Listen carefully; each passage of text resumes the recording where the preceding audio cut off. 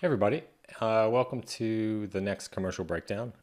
This one's a little bit different. It's going to be more a breakdown on the previs that we used for the VFX for this spot. So this was for Skip the Dishes through Courage, and Skip are great, lovely clients. And this one was all about swiping and choosing stuff from your fridge, and instead of ordering something, just quickly get it with Skip. So the finished spot is here.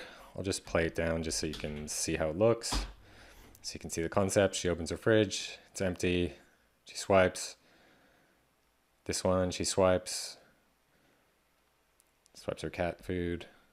And then we have some usual screen stuff. So again, I thought this was a little more interesting to show what went on in the previs, which dictated how it was shot too, because there was a really, really quick turnaround for this. And the director at one stage just said, hey, we'll be able to do this in this time, and this is what I showed him, and this is kind of what we shot. So this is a look at the previs I did for this. So I'll just play it down. See, it swipes, and then in this case, the person was supposed to grab it, but they didn't do that in the main spot. So essentially, this was shot where I took out all the food from my fridge, swapped it with some more different setups of food, and swapped it again. I'll jump in and show you how this was done. Again, the biggest challenge with this was making it travel along the axes so it would, move properly and actually slide within where it lived in Z space. So I'm going to jump in and we'll just look at some of the plates. So this is the clean plate of the fridge. All this is locked off, and I just added some handheld movement just to help sell the effect. And then here is the main plate that I used. So it was the final take at the end through the swipes, where I then go and grab. That's how that worked. And again, so if we jump through, you can see we had the clean plate put in there. Everything was all kind of packaged so it would be able to swipe in there. So I guess the biggest thing with this was, how did we get it to move on the axis? So there's several ways you could do it. You could do perspective grid, you could do projections. In this case, I used UVs and then animated pre, and that'll make sense. So for instance, this one here was one of the fridge guys that was using F8 and UVs. This was animated. If I look at the result, it animates in.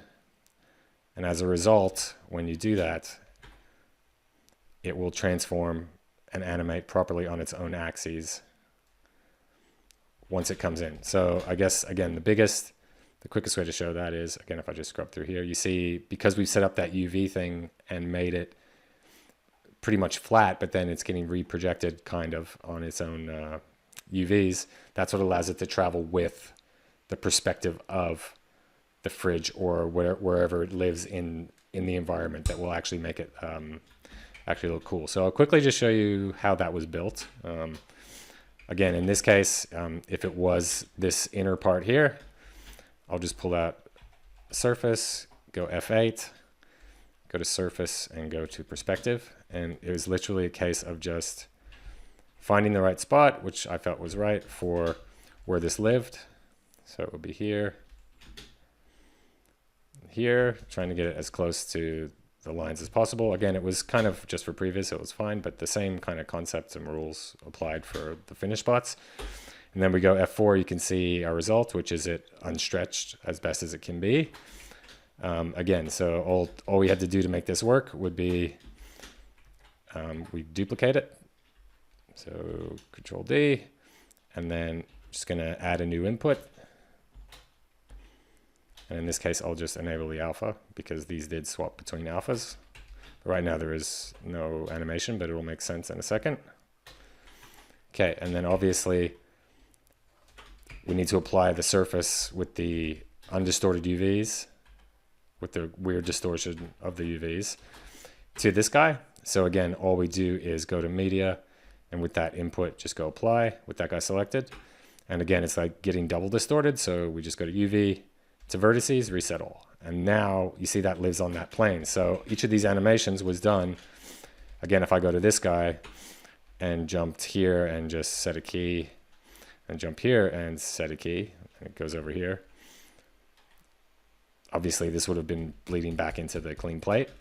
But you can see really quickly what happens is if we did a swipe, it'll swipe along that axis like it should. Again, that's a very crude example, but if we jump through these, you can see exactly how they did that. And again, the same goes for the fridge door on the other side, which is, let's have a look.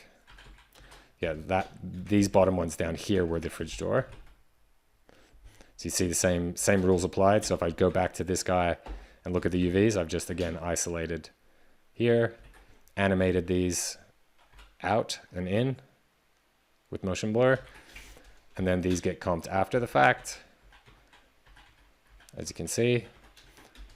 And then if we jump through, this was just some of the roto for where it felt right to kind of figure out where that tapered off in this example, because that was kind of the challenge with this one too. This is some extra highlights to help. So as it was traveling past, we still had something that was grounded. Because again, it's a weird little kind of concept.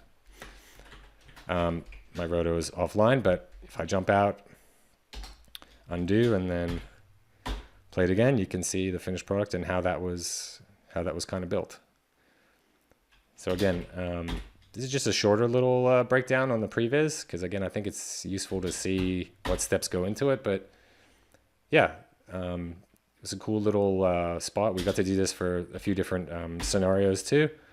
And yeah, I hope that's useful, and I hope you guys enjoyed it.